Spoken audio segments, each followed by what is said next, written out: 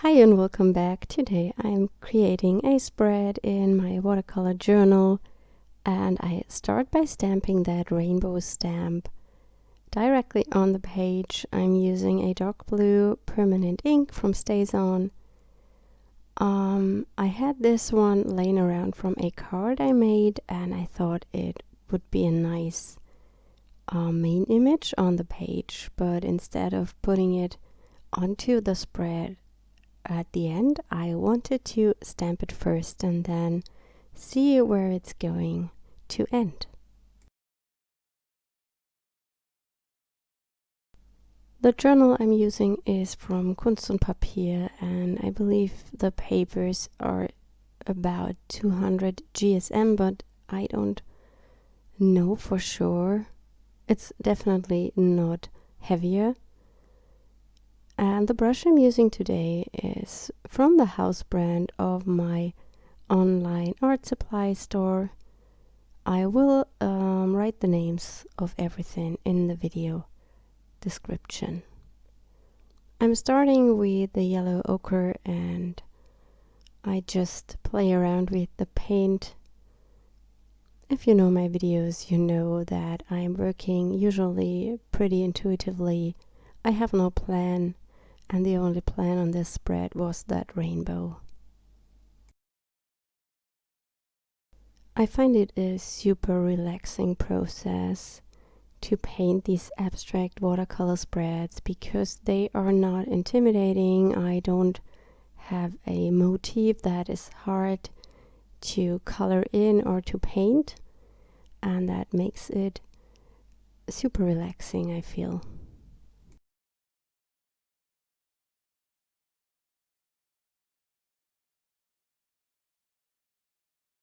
I added in the Cobalt Turquoise and decided to switch to Cobalt Turquoise from Core. The Core watercolors have a high flow, and that gives you very interesting watercolor textures, I would say, and the color does more its own thing, I would say. It's not as controllable as usual watercolors are.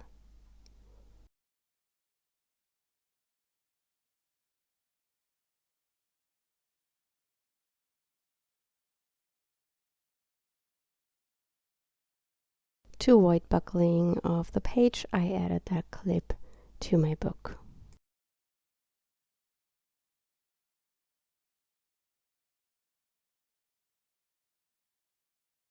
I wasn't sure about the blue or the turquoise I want to add here, and I tested it on the left page.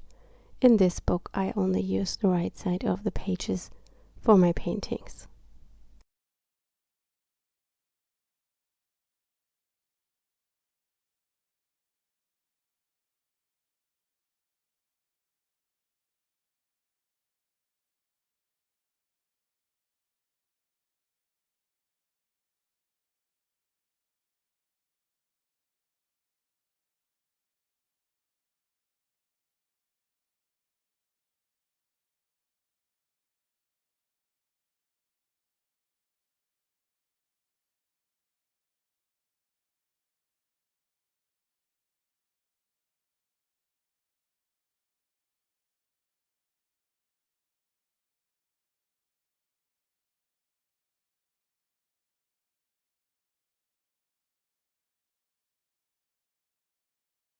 This is one of my favorite colors. It's the Ochre Rose, and it's almost a neon pink. And mixed together with the yellow ochre, it gives you a wonderful and pretty orangey color.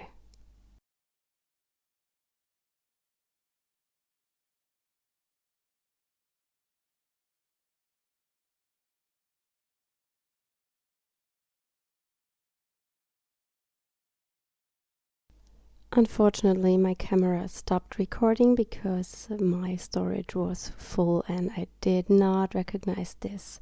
So you will miss a little bit of the painting, and what I have done is I have added some indigo under the rainbow and some more of these orangey pinkish circles, and that area on the left side of the rainbow. I now go in with more of the indigo. I always try to get a high contrast on my paintings because it makes them more interesting.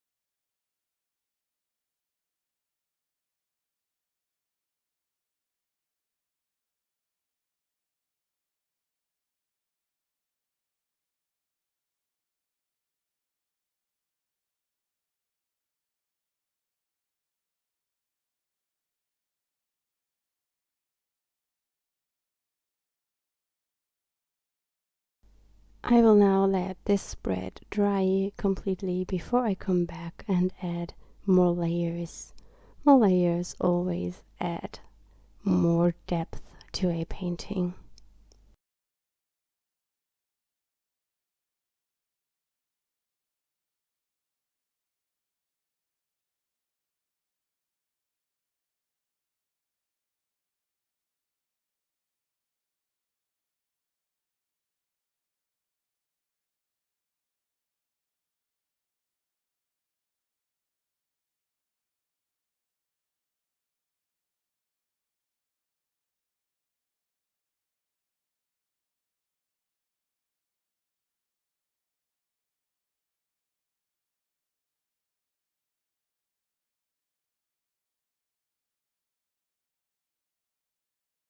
As always, you will find a post on my blog about this art journal spread, and I will link it up in the video description. There you can have a look at some close-up images.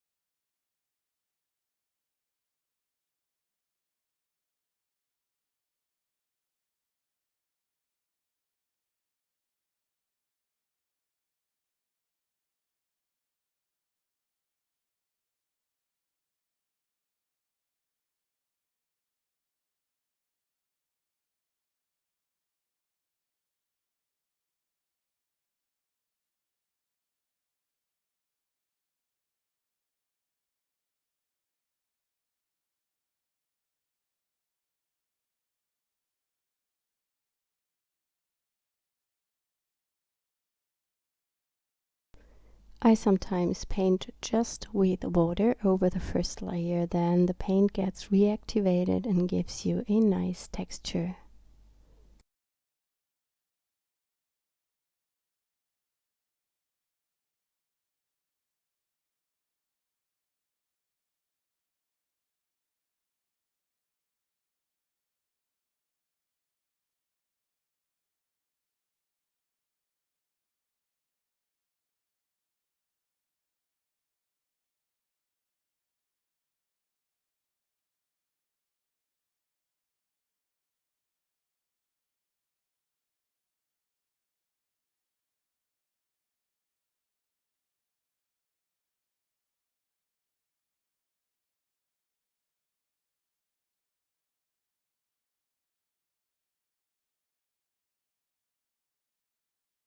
I will let the page dry again and then come back with my metallic watercolors to add some details and more interest. I have already wet the paints with my spray bottle and water to get them activated a bit quicker with my brush. And here I'm stamping a leaf branch from the Pencil Marks number 3 stamp set. It's the same where the rainbow is from, and I will color in those leaves with the metallic gold. Most of the metallic paints are from the Paul Rubens set, and I have some other metallic paints that I have already had put into this box, so I have them all in the same place. Before I start coloring, I add some more stamping texture, just a little bit here and there, and I try to pick similar colors that I have already on the background. This just gives me some more interest and depth and more things to explore, I would say.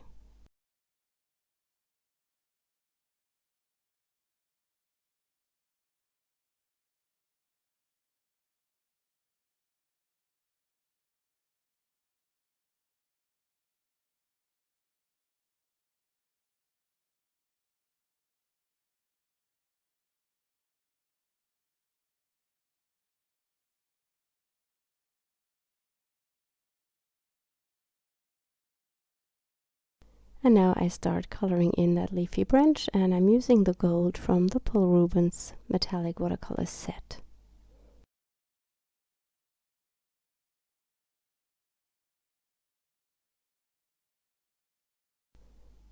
You can get a really high opacity with these metallic paints. You just have to activate the paint really good. And here you can see that it's almost impossible to see the dark lines of the leafy branch underneath that gold paint.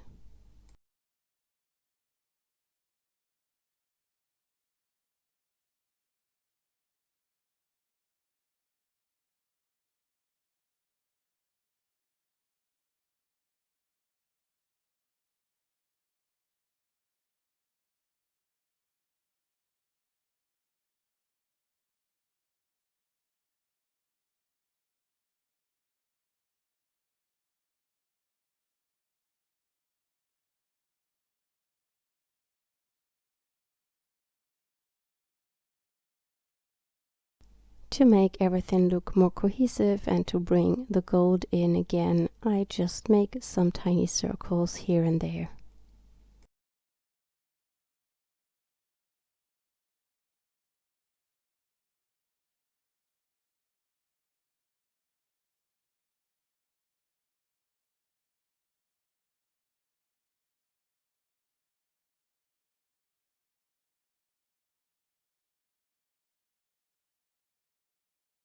Some days ago I purchased 2 iridescent paints from Van Gogh. One is the pearlescent white and the other is the iridescent blue. And they look similar in their pans, and I have to figure out which one is which because I want to use the Intereference blue and add some touches here and there on my spread. Yeah, and that looks like the white, and the other one is the blue. It looks like milk, and the blue only shows up at a certain angle, but it's a really interesting color, and I believe it can be used perfectly on cards or on ephemera pieces to give them a special look.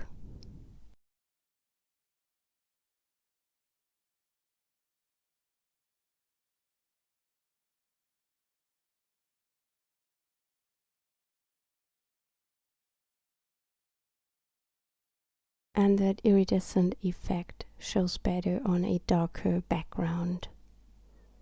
That's the reason why I am painting these leaves onto the indigo areas.